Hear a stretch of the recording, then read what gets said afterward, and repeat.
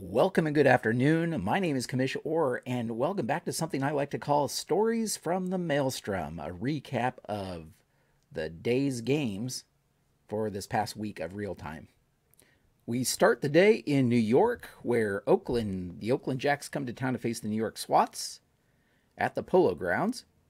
Bob Feller facing off against Bob Lemon in this one, and the real goat of this one is Wade Boggs. Wade Boggs had a rough day. In fact, New York Swats had a rough day defensively the entire game, beginning in the first inning when Hank Greenberg had a single and Babe Ruth bobbled the ball, allowing him to get to second. No more damage done, though, that inning. But the very next inning, in the second, George Brett led off with a single, stole second, and then Reggie Jackson hit one down the line, and Wade Boggs bobbled it to put men on first and third with no outs. And Brett would score in that inning, an unearned run there in the second. Despite New York scoring a run of their own in the third, actually Bob Feller walked in a run in the third with 3 straight walks after 2 singles to lead off the inning. Roberto Alomar actually got caught stealing second in that inning to tie the game. In the fourth, they had their only earned run to that point after Reggie Jackson walked and Bill Dickey followed with an RBI double to make it 2-1. In the fifth inning, Rod Carew hit one down the line, and once again we had Wade Boggs throw that one away. So Carew took second base on the bad throw. Bob Lemon would retire the next 2 batters, striking out Robin Yount and getting Hank Greenberg to ground out to third.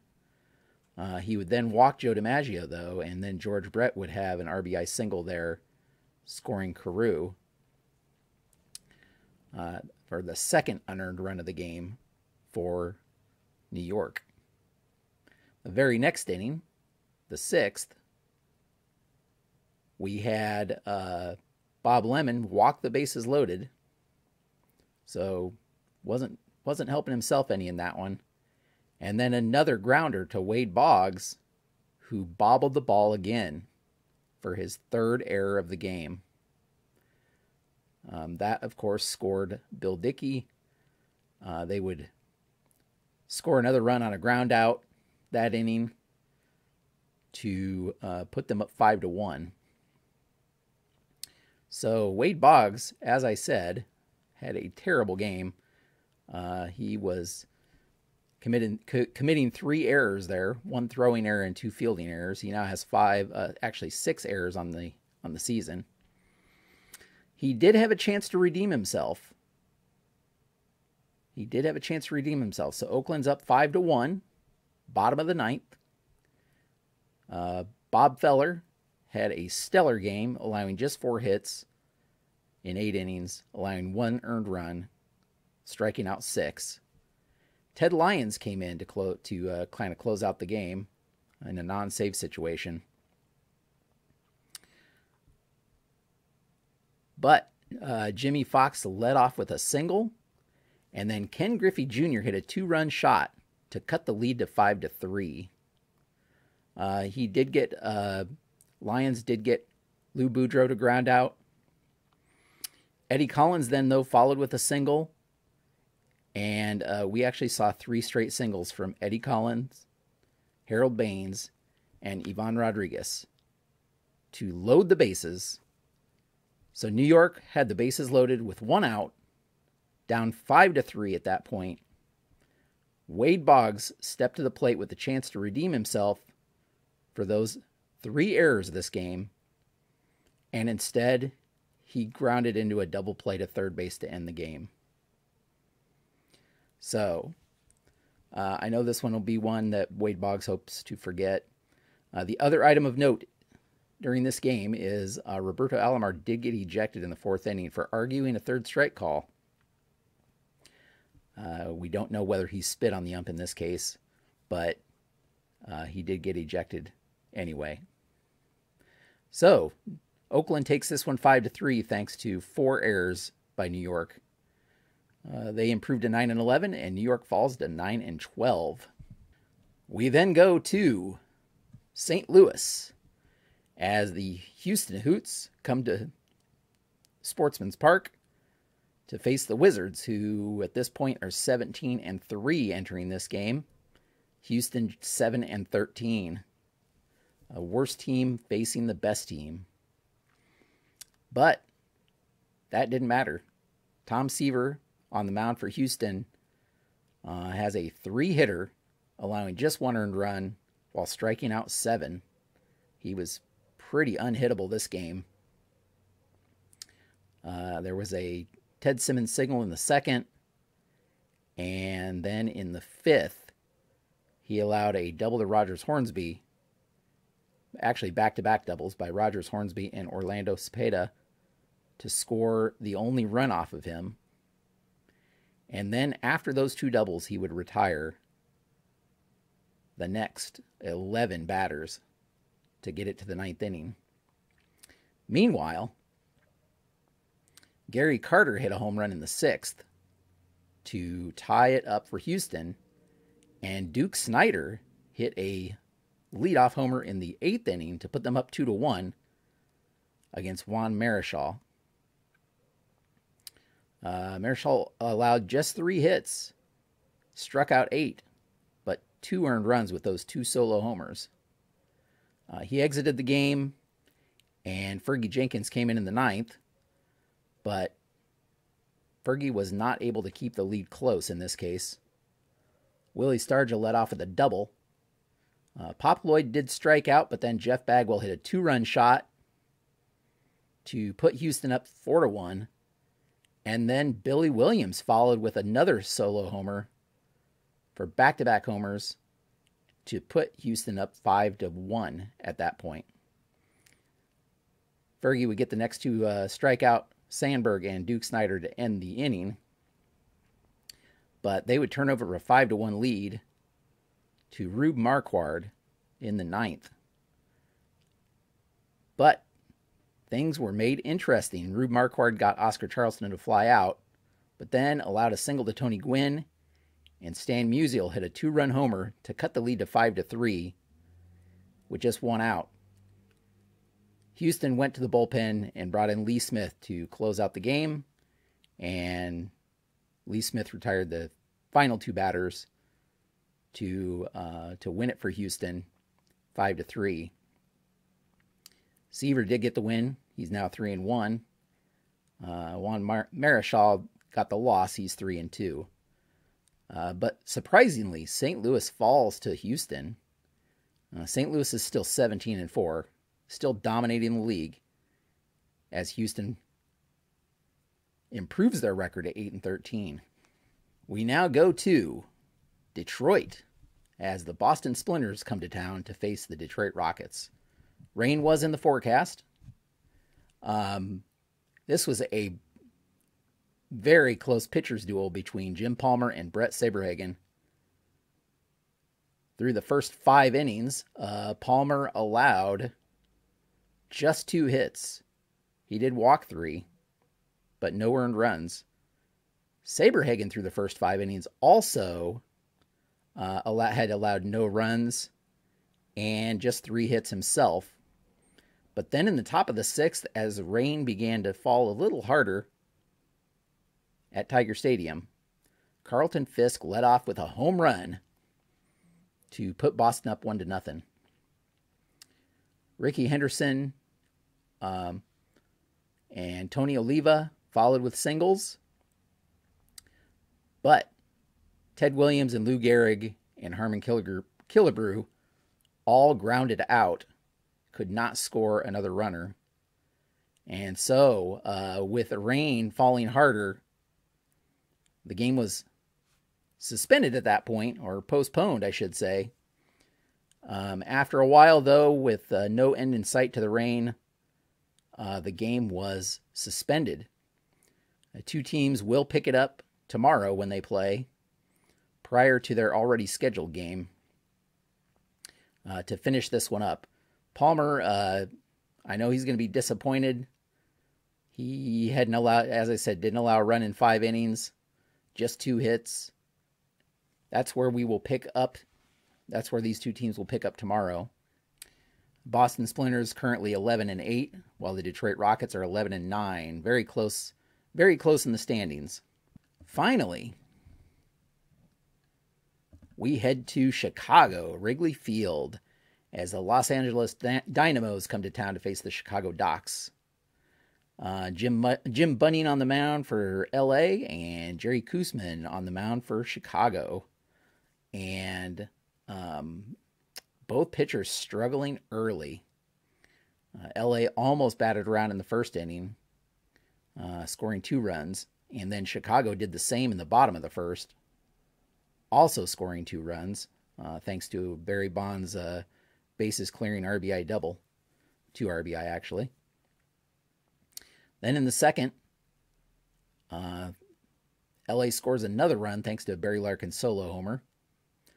But Koosman is able to get out of the inning with when Willie Mays grounds into an inning-ending double play. In the bottom of the second, though, Todd Helton doubles with 1 out. Pete Rose flies out, and Barry Bonds hits a 2-run homer to put them up 4-3 at that point. But that was the only good news that Chicago was going to have today, as Koosman has a rough third inning too, allowing 5 more runs to score before he's able to get out of that one. Capped by Barry Larkin's second homer of the day, a 2-run shot. These would be the Barry Larkin's only 2 home runs this season, and they would both come against Koosman. Koosman allowed another couple of runs in the fourth before he was pulled after 5 innings of work. He allowed 10 runs and just had a very rough start. He falls to 1-4, and Jim Bunning picks up the win despite a couple of rough innings to start it. He's able to kind of calm down a little bit the rest of the game. Interestingly enough, Barry Bonds had the only 4 RBI for Chicago in this one, as he was 2 for 4 with that double and homer. There's been, I know some of you may question why Koosman would be left in a case like this where he's just getting shelled. And actually in this league, unfortunately, because of the number of Hall of Famers available and the number of teams, there are only 9 pitchers per team. So there's only a 4.5 man bullpen, if you will, because, even if you skip that 5th starter, it can get a little rough if you have pitchers needing rest and that kind of thing. So what I try to do is I try to get the starting pitchers at least 5 innings in, if they can get 5 innings in. So unfortunately, in a couple cases, that leads to examples like this where Koosman has to kind of take the shelling a little bit before he comes out. So I think the next time I plan this league, I may find out a way to beef up the bullpens a little bit, or go to more of a 4-man rotation and add an extra reliever in there somehow. But in this case, we're kind of playing it this way, and so occasionally you're going to have starters that are just going to, if they have a bad start, they're going to kind of be left in there a little bit, so that they can get a little bit further into the game before they get pulled.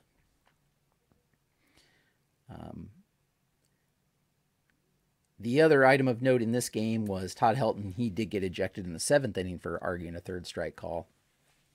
It was his second strikeout where he's caught looking in this one.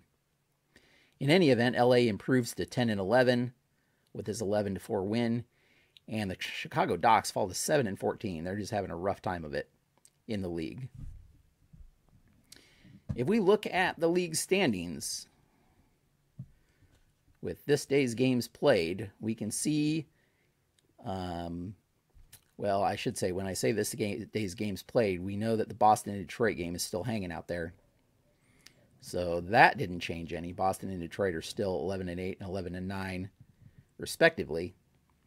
But Oakland improves to 9-11. New York falls to 9-12 in the American League. Still a very tight race in the American League. In the National League, St. Louis 17-4, even with that loss. LA is still 7 games back in second place at 10-11, not even a winning record.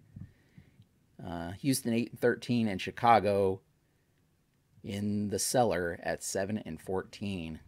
So if we take a look at the league leaders, we see that Ted Williams still has a pretty good lead in batting average, .415. This is league-wide, not just the American League. He leads in batting average, slugging, on base. Wade Boggs, he kind of mentioned him earlier, but he does lead in hits. He has 30 hits. Frank Thomas leading in doubles with 11. Robin Yount has hit 5 triples. Ted Williams also leading the league in homers with 8. He's also leading in runs scored, 21, and RBI with 24. Hard to argue with that dominance in hitting. Jeff Bagwell, though, has the most total bases with 56, with Ted Williams just 1 behind him. Look at the National League, though. We see the top National League hitter, in terms of batting average at least, is Oscar Charleston. Bagwell is the top if we go to look at slugging, and Oscar Charleston also leading an on-base percentage. Several hitters have 5 stolen bases. Kenny Lofton been caught 7 times, surprisingly. All right, if we look at the pitching leaders, we see 2 St. Louis Wizards pitchers at the top in ERA, Carl Hubble and Robin Roberts, both under 2. They're the only pitchers in the league under 2, both only starters, I should say. Roger Clemens and Carl Hubble both have 4 wins. Tom Seaver leading the league in strikeouts with 39. Billy Wagner and Bruce Sutter, both with 6 saves to lead the relievers. And you can see some of the other leaders there. Robin Roberts leading in base runners per 9 innings at only 7.85. So that's what we have for leaders. As I've said before, if you want to check out these stats, head over to baseballmaelstrom.com so you can follow the action. You can see there's still 1 game pending here. Very next game I'll play, I'll finish up that rain suspended or postponed, rain postponed game between Boston and Detroit before they play their regular game for the April 23rd date. And then we'll get into the rest of the season.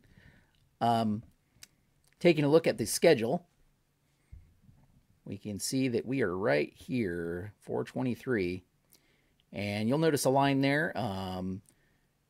Once I play these games, which I usually play about a day's games every week, I'll send out an all-star ballot because we only have about a few days left until the all-star break, which will probably take me about roughly a month to play those games, and then we'll have an all-star game. May very well do that live with a live stream to play that one out. For those who are curious to check out an all-star game for this league. So be watching for that ballot so that you can vote, and hopefully that will be an interesting game to follow. And that will be at the halfway point of our season. Remember, I'm playing a third of a regular season, so 54 games instead of 162, just because I'm trying to keep things manageable. But All-Star break puts us at about the halfway point before we get to the rest of the season. At that All-Star break, I'll have probably a more in-depth breakdown of the stats for everybody to take a look at. So hopefully you'll enjoy that. If you like this content or are enjoying this, following this league, please consider subscribing to the channel to follow all the action. And share, like, do all that fun stuff. I do have other league ideas in the works, so be watching for those as well. But thank you so much for watching. Really appreciate it. And until next time, have a great evening.